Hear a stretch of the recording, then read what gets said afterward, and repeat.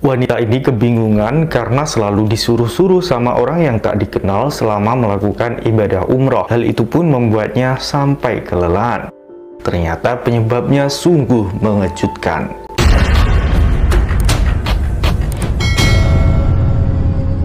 Kejadian unik di Tanah Suci yang menimpa jamaah haji ataupun umroh tentunya sering dikaitkan dengan perbuatan jamaah tersebut sebelum atau saat ada di Tanah Suci.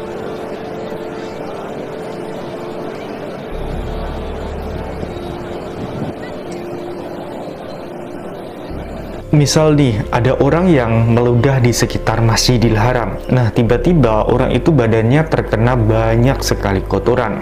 Nah, semua perbuatan itu pasti ada sebab dan akibatnya. Nah, kali ini ada seorang wanita yang menceritakan dirinya selalu disuruh-suruh sama orang yang tak dikenal selama melakukan ibadah umroh. Ternyata gara-gara wanita ini pernah melakukan hal yang mengejutkan. Tonton video ini sampai selesai ya sobat, supaya tidak gagal paham.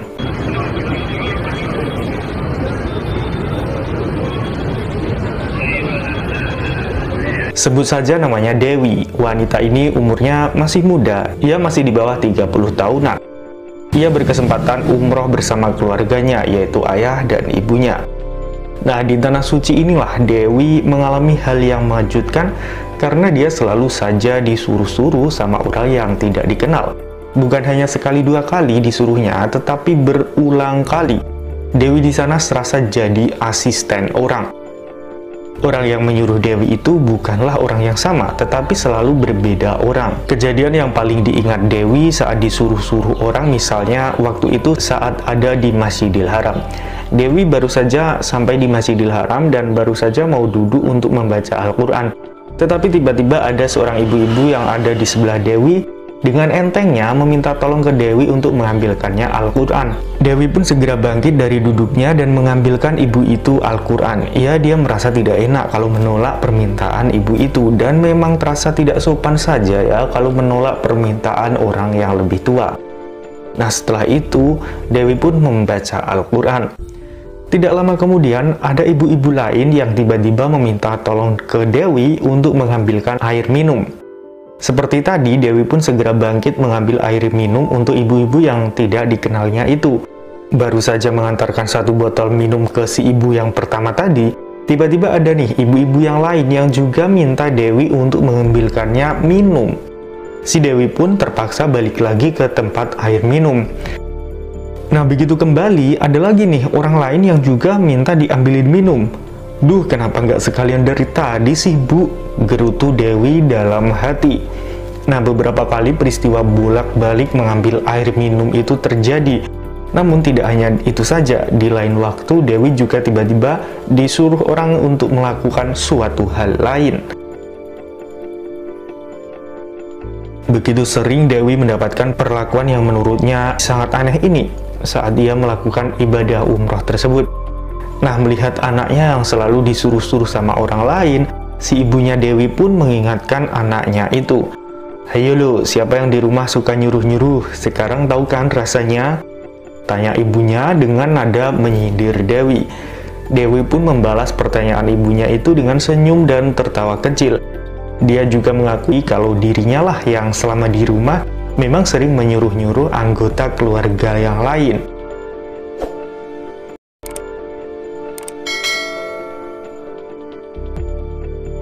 Ada seorang pria, sebut saja namanya Bobby.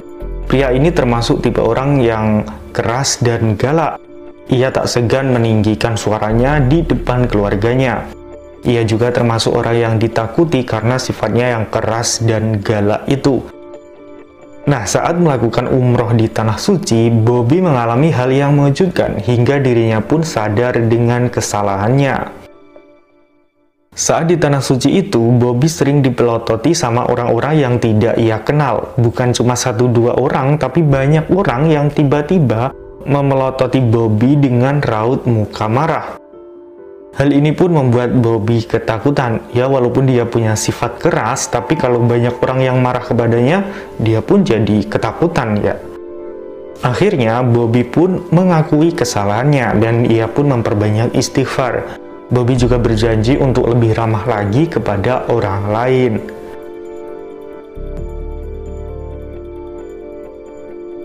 Pada tahun 2018 lalu, ada seorang pria yang mengikuti ibadah haji mendapatkan pengalaman yang tidak mengenakan. Sebut saja namanya Rudy.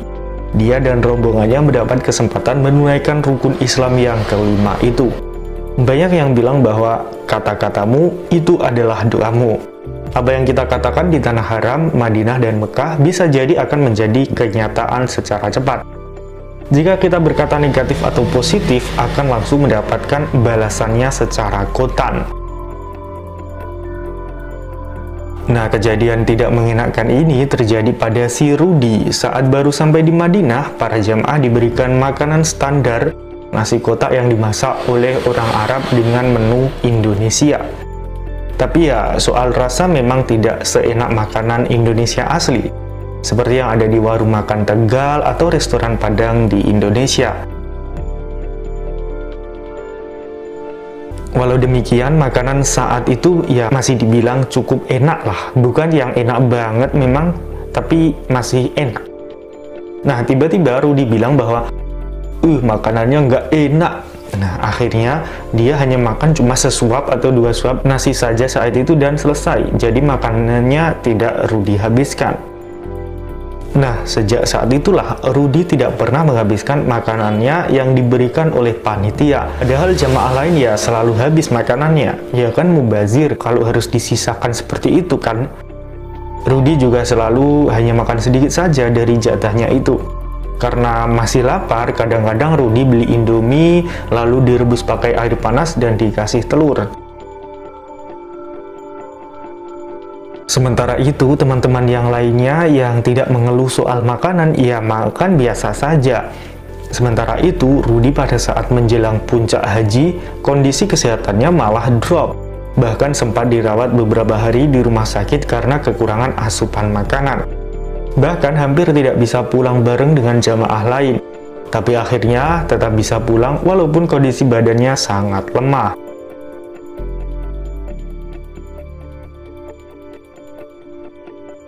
Masya Allah, dari kisah ini dapat kita ambil pelajarannya ya sobat, bahwa kata-kata adalah doa. Jadi kita harus pandai-pandai nih menjaga kata-kata dari hal negatif. Selain itu, perbuatan, pikiran, dan perasaan kita juga wajib kita jaga selalu.